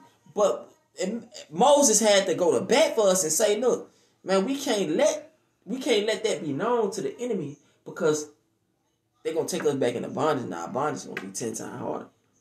Right? So, when Abba shows himself to you, when Abba proves that he's worthy of being a provider, listen, take heed. You know what I'm saying? Listen and take heed. All that, don't complain. After the Most High had carried you from this point to that point, then you're going to complain to man about what you don't have? Women, if your husband is moving on faith, and he said we're going to wait and see what Abba do. He don't need your dictatorship in his ear telling him what he needs to do. He probably waiting on the Father, listening for the instructions to the Father to come to him, right? Because if he don't have an answer, you sure don't have it. So let's wait and be patient on the Father, because the Father gives the results. The Father show and prove, and he's the provider. We don't want to complain. We don't want to bicker. We don't want to murmur in a time of need. In a time of need, we don't want to murmur in a time of need or complain in a time of need. Trust in Abba. Sit back. Be patient. Wait for him to provide. Right? Wait for him to provide. Baruch 4:25. Let me read that real quick. Let me read this real quick. And we're going to close it out. Okay. Why would you go back in Egypt just because you don't want to prove yourself? Because the trial was to the children of Israel, the trial was too hard for them to endure. Like, they was sick of doing it. But why? When you was freed from bondage, freed from captivity, but they didn't want to. It was too hands-on for them. Shabbat shalom, Shabbat shalom, peace, love, and light. The situation was too hands-on for them to be like, man, I don't want to do this. We had it better in Egypt, man. We didn't have to do all of this. We didn't have to move around like this. But that's what the Father does to his children. He has them on a journey. Ain't no set place for us until we get to the kingdom, which is the set place that he's going to provide. So until then, we on a journey. as we've always been. So don't be afraid to move. Don't be afraid to get out. Don't be afraid to get around. Don't be stuck paying no mortgage, being obligated to things that the Father didn't even grant you. This system, and the structure of this society gave you the opportunity to be able to grant it to yourself, but they put you in debt, cause you to hold to certain obligations that if the Father call on you, you're going to hold to those obligations instead of moving when the Father say move. So we hold to no obligations, right? Yeah, we pay rent. We pay, you know what I'm saying, pay for food. But if we got to get up and go, if there's a state of emergency, like we're not gonna get stuck in the city if we get snowed in, that's one thing. But when natural disasters happen, you don't have to be stuck in the city. You can transition. We always on a journey. You know, it's just like when the children of Israel didn't put the blood on the doorpost, they weren't believers. So what happened? All of the firstborn sons died. So we want to be on the opposite side of the non-believers. We want to be on the opposite side of the non-believers. Baruch 4:25, it says, "My children, suffer patiently with the wrath that is come upon you from the Most High. For thine enemy has persecuted thee. But shortly thou shalt see his destruction and shall tread upon his neck." Right? "My delicate ones have gone rough ways." The delicate ones of the Father have gone rough ways and were taken away as a flock, caught of the enemies, right? "Be of good comfort, my children, and cry unto the Most High, for ye shall be remembered of him that brought these things upon you," right? You shall be remembered of him that brought these things upon you. He got you written on the palm of his hand. I ain't forgot. It's like that number that you got from that girl in school. I'm trying to make sure I go home and save this so it won't fade away, because I remember you, because I've written you on the palm of my hand, right? I've written you on the palm of my hand. It says, "Be of good courage, O my children, and cry unto the Most High, for ye shall be remembered of him that brought these things upon you. For as it was your mind to go astray from the Most High, being returned, seek him 10 times more." Right? So then we have the 10 plagues that the Father put on Egypt. We got the 10 times that we tried him. And once we realize what our ancestors did, we as children should seek him 10 times more. Somebody wants something. 12 and 11. Romans 12 and 11. Romans 13 and 11. Oh, 13. Romans 13 and 11. Read that. "And that knowing the time that's now, it is high time to awake out of sleep." Right. And knowing the time that is now, it is high time to wake out of sleep. Very high. It's at an all-time high. Now is the time. Because sin is waxed gross and it's waxed heavy upon the face of the earth. So now it's high time to get high step up out of this thing spiritually. High step up out of this thing physically. You know what I'm saying? Prepare yourself. It's high time. Go ahead. For now is our salvation nearer than when we believed. For now is our salvation nearer than when we believed. It's nearer now that we've wakened out of our slumber, coming to knowledge of the Father, preparing us to be proved. Because what? We got to go through the fire. Even going through the fire is a process of being proven. Even going through the fire. So what are we doing now? We are studying. We are studying before we take the test. We are studying before we take the test. This is the process we studying now. Now that we went through and understand that he dropped those 10 plagues, and we seen the 10 times that the children of Israel had tried the Most High in the wilderness, and the results that they got every time was that he still proved himself to be a provider. Like, this is our study. So once it's time for us to take the test, we got to go back and recap and remember what the children of Israel did. So they had left the trail of the things that they had left the trail of things not to do, right? The earth has been given into the hand of the wicked. And our ancestors had left a trail of things for us not to do. And the wicked show us, once we read the scripture and we see how the wicked operating, we know that the earth is given into the hand of the wicked, and the Father told us what? Don't take up their ways. Don't do after the ways of the children of Mizraim. Don't do after the ways of the children of Canaan. Don't do. Because he was calling us to be set apart from the beginning. That's why he took us out of Egypt. Led us through the water. That spiritual birth, that spiritual baptism. So it says, so as for it was your mind to go astray from the Most High, so as it was our mind to go astray from the Most High, now that we have knowledge, what do?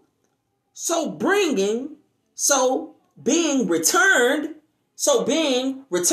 us coming back, seek him 10 times more. After the 10, we tried him 10 times.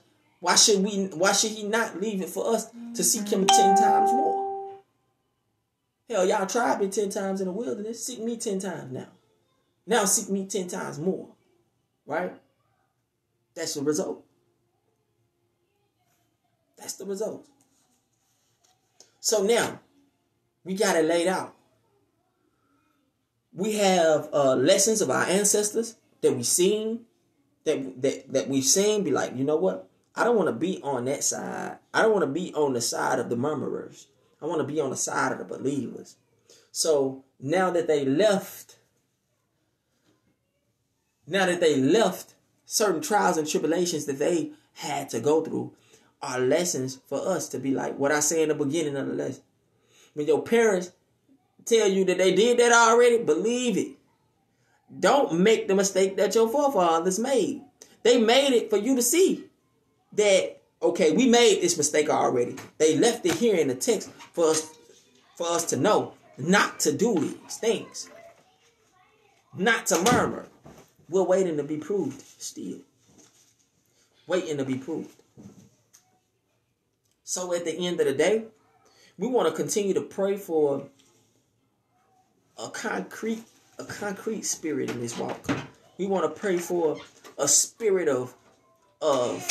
we want to pray for the spirit of fear to flee. We want to pray for a spirit of strength to enter. We want to pray for a spirit of fear to flee. And we want to pray for the spirit of faith to enter, so that we can endure all of the things that are about to occur. Spiritual preparation. So that we can win. So that we can win the battles that our flesh fell at. So that we can win the battles that our flesh fell at. That's the objective. So I ask Hakma, wisdom, Khan. Gotta use wisdom. So we up against a lot. You know, and the dividing of the wheat from the tare is going to be a process. And we just hope that we are found worthy, man. Like I said, pray for the spirit of fear to exit, and pray for the spirit of faith to enter, so that we can be found worthy. We want to be found worthy, you know, to be able to even endure through the fire, because these are trying times that are coming about. You know what I'm saying? Like, we depending on this system for everything. We depending on them for water. We depending on them for food. We haven't took those resources that we depend on him for and transitioned it over and depended on Abba for it yet. You know what I'm saying? So this is how we know we still gonna be tried on these things. As he's the same today, tomorrow, and forever. So are we prepared? When all of our resources run out, all of what we saved, when those visuals run out, when our ready bag ain't ready no more, When our ready bag empty, what do?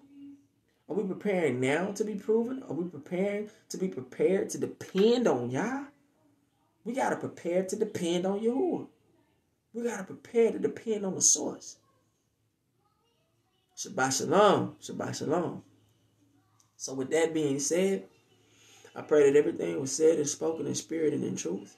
I pray that edification and understanding, wisdom and knowledge was received. Ain't nothing more to ask for, but besides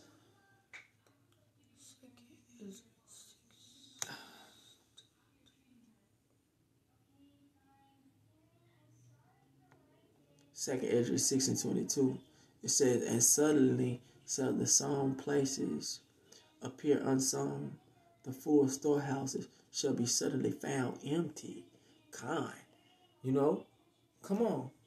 Are we preparing to depend on Yah?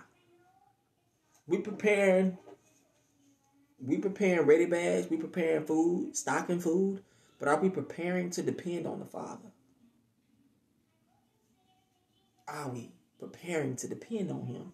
We got to prepare our spirit to depend on Him, because all that we prepare for ourselves, we might not even be able to use. We might be preparing it for somebody else. All that we stock up in our ready bags, we might not even get to the point of even, saying being able to use it. You might have prepared it for someone else. When I left California, I had 2 ready bags that I had left in California. I haven't needed them up until this point. But would I have? I don't know. I could have used something. But I wasn't going to depend on that. I was going to continue to depend on the Father. But guess what? I got my ready bags back already. And they was out there for 2 years. About 2 years. They was out there as long as I've been out here. We just got them back this year. Still full. Because we had people, dependable people holding our belongings for us. Right? So with that being said, man, trust in Abba. Trust in Abba. Trust in Abba, man. Because He's the provider. And He's shown and proved that He'll provide. You finna play it, I know. Yep, you finna play it. Go ahead, put it on there. Trust in Abba, man. And I'm going to close it out with this track. With this track from Salvation. Let me see. Okay. Shutting down. So, we're going to close it out with this track from Salvation. Everybody who chiming on, if y'all haven't got a chance to purchase the album, I have hard copies, or you can go online, stream it for free on SoundCloud, Spotify, Apple Music, iTunes. Or if you want hard copies, you still 80, baby. Y'all want hard copies, man, get at me. I'm doing 2 for the price of 1. I got As It Is on Earth and Salvation, but I have 1 more set of As It Is on Earth and Salvation. I got 1 more As It Is on Earth CD, and I'm doing 2 for the price of 1. Right? I play Trust in Abba. Alright.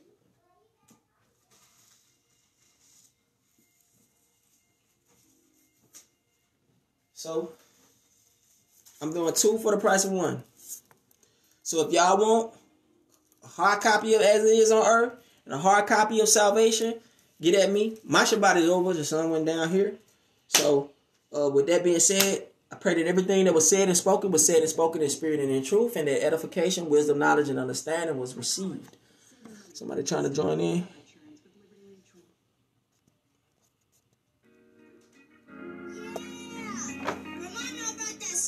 I think we got a team.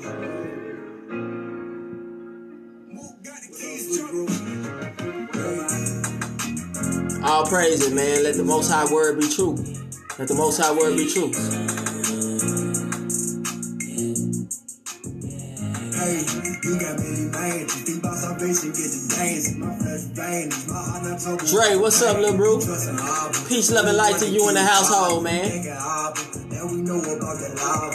Weeks ago, walking on that road, I can't tell my soul. Hell no, I'm gonna be the light anywhere I go. Ain't no vaccine up in the tub. The devil know that the Most I dwell in me. Come on, man. Start that John over real quick.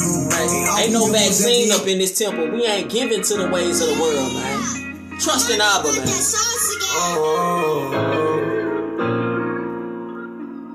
What else, bro? What up, man?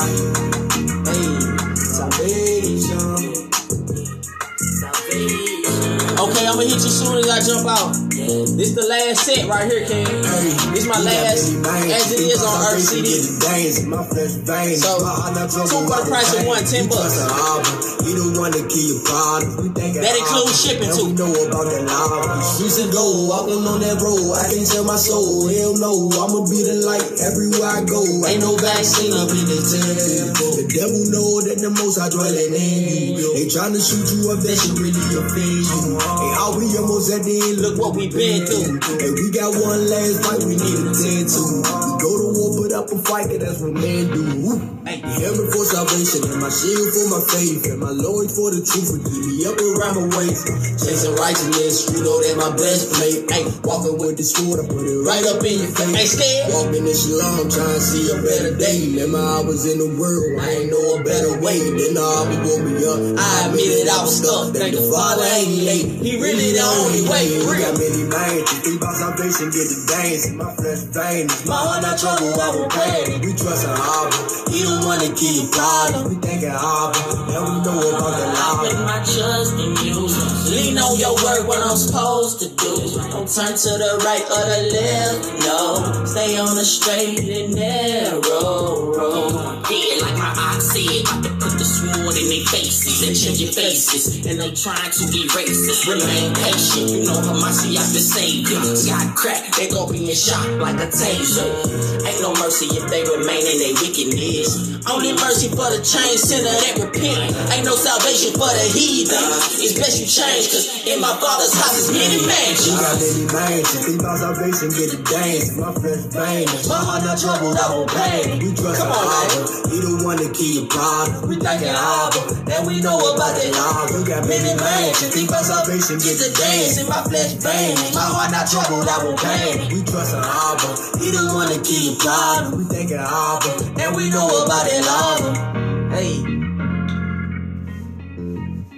Hey, this one yours, King. You can pause. You hooking on? Hey, this one right here for you, King. I'm gonna go ahead and pack it up, man. I'm gonna shoot you the cash out, and once you shoot the cash out over, man, I'm gonna ship it out first thing Monday. Just let me know. So it's 2 for the price of 1. 2 for the price of 1. So this the last one for the double disc. Now I can still do 2 for the price of 1 for salvation. I can give you 2 salvation CDs for the price of 1, and you can gift the brother or sister a copy, right? I can still do it that way too. But my brother that make the CDs for me, he went up on the prices. So I ain't want to just like I ain't really like making no major profit. I ain't making no major profit at all. I'm just doing it because I like giving out CDs. It's just another tool I use just to share my music with the people, because I mean it's easier that way. It's easier that way because some of our elderly like to support us, but they don't know how to use certain apps.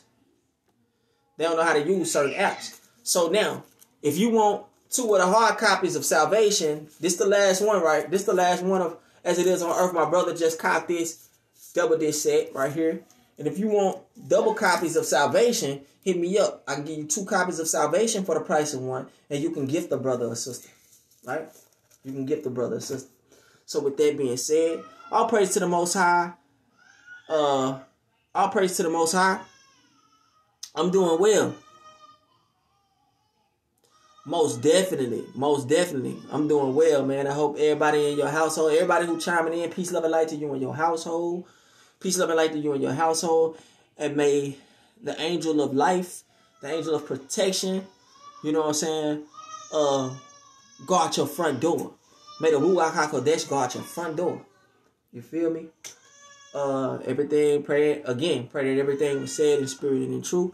Anybody got any questions, concerns, you know what I'm saying, anything they want to share, I'm going to say about, I probably just hang around for like 10 minutes to just converse and communicate with the people that's chiming in. Hey, Big Op, Amisha Dai, you just dropped, hey, my Big Op, Amisha Dai just dropped this album today. I'm going to share that on Instagram and on Facebook, because I'm going live on both Instagram and Facebook. So I got people on Facebook and Instagram checking in with me. So Big I, we most definitely finna run them tunes up now. Hey, go to becamehumblemusic.com. Oh, .com. Yeah, becamehumblemusic.com. So we finna play one up. We finna play the first. We haven't heard it yet, but we finna play the first track off of it. This is a premiere. Put it all together, son. Let me see. Because music is spelled M-U-Z-I-K.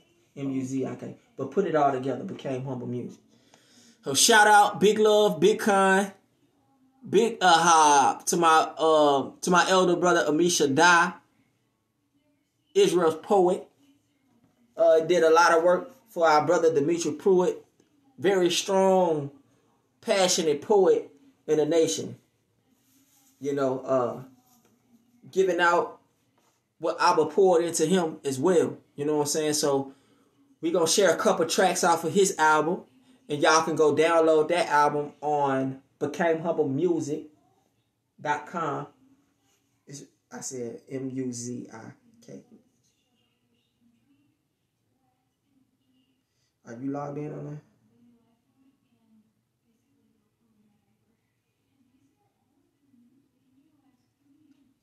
All right, let's go here.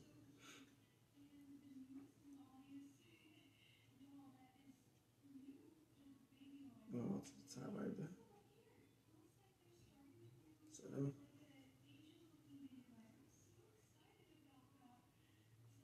You good? Take it. What's up with this charge? I have no idea. So Babylon Has Fallen is the name of the album from our elder Amisha Da.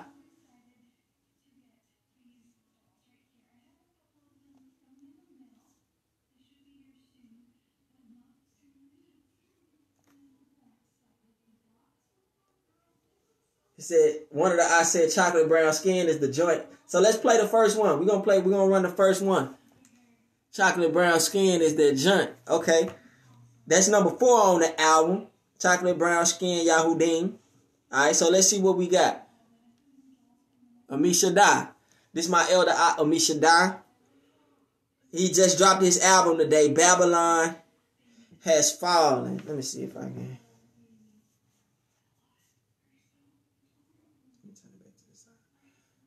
Let me show y'all the picture. Let me see. Babylon Has Fallen. I know it's probably backwards if I'm showing it this way. But Became Humble Music. That's BACAMEHUMBLEMUZIK. Became Humble Music spelled MUZIK.com. Alright, here we go. Hit play. Look, track 1. Babylon Has Fallen.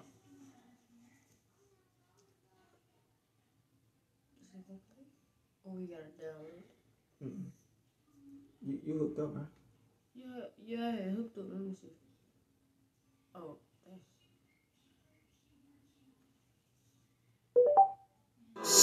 Comprehend, try to understand.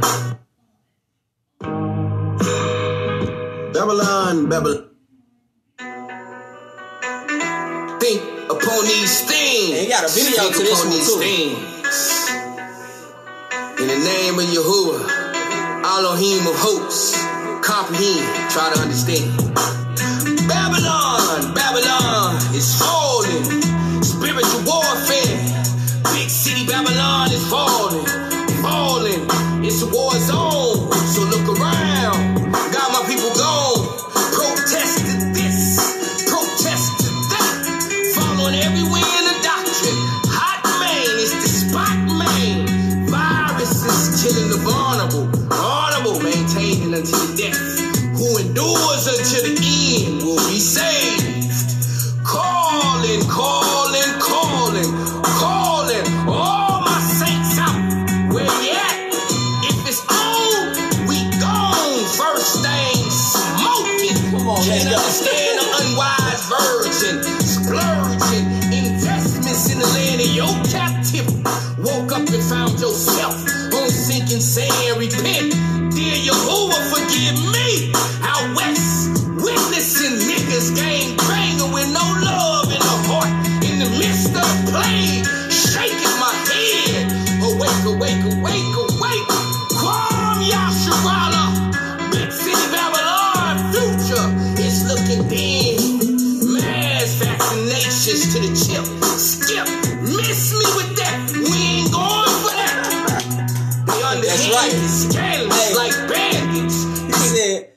He said, Skip, miss me with that.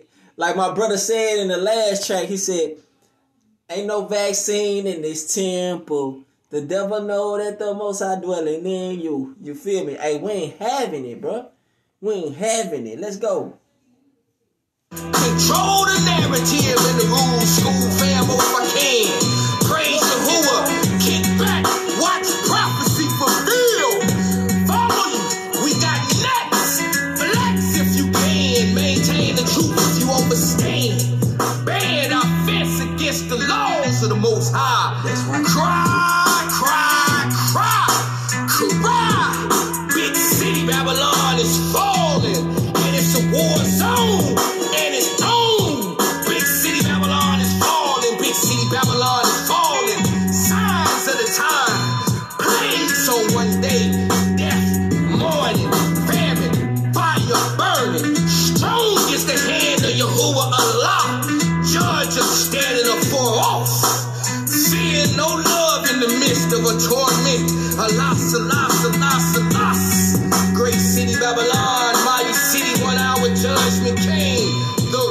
This how you know we connected in the spirit, like, right?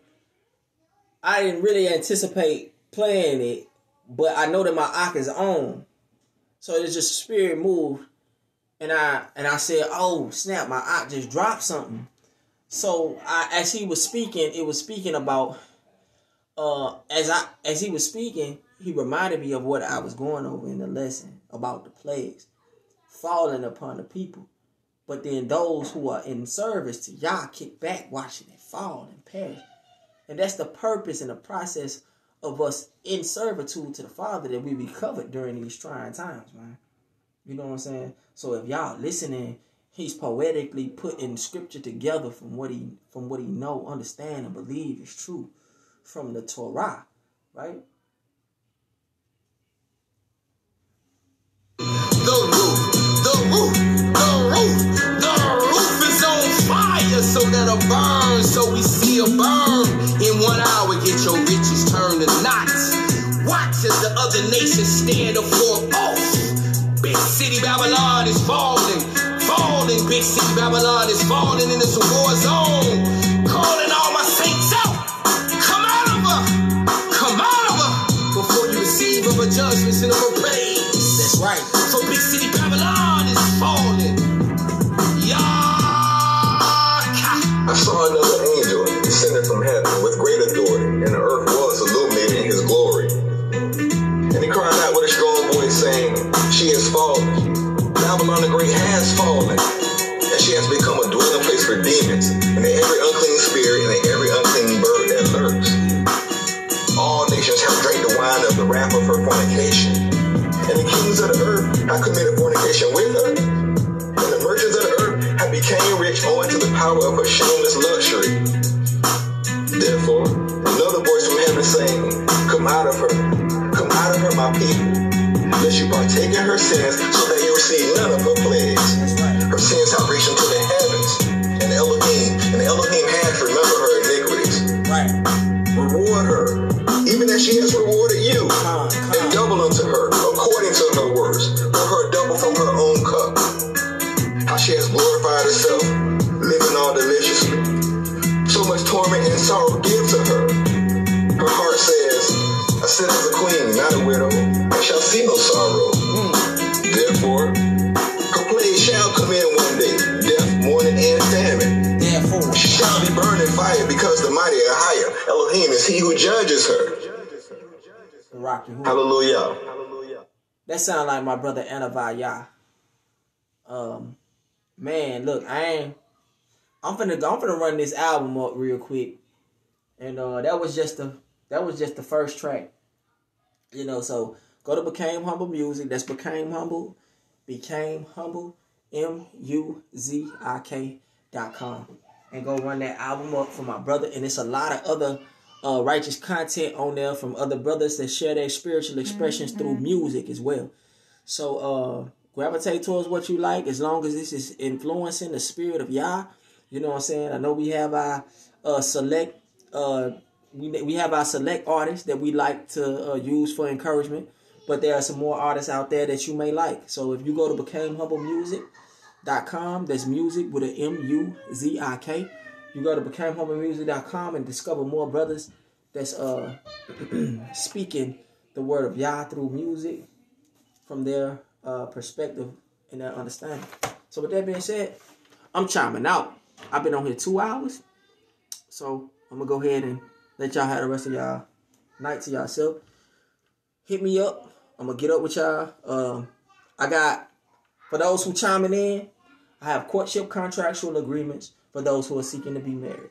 I want to encourage and influence all of my brothers and sisters to go by it contractually, you know what I'm saying, and not lean upon this sexist marriage doctrine because it's truly damaging to the nation, the spirit, and it leads you into fornication at the end.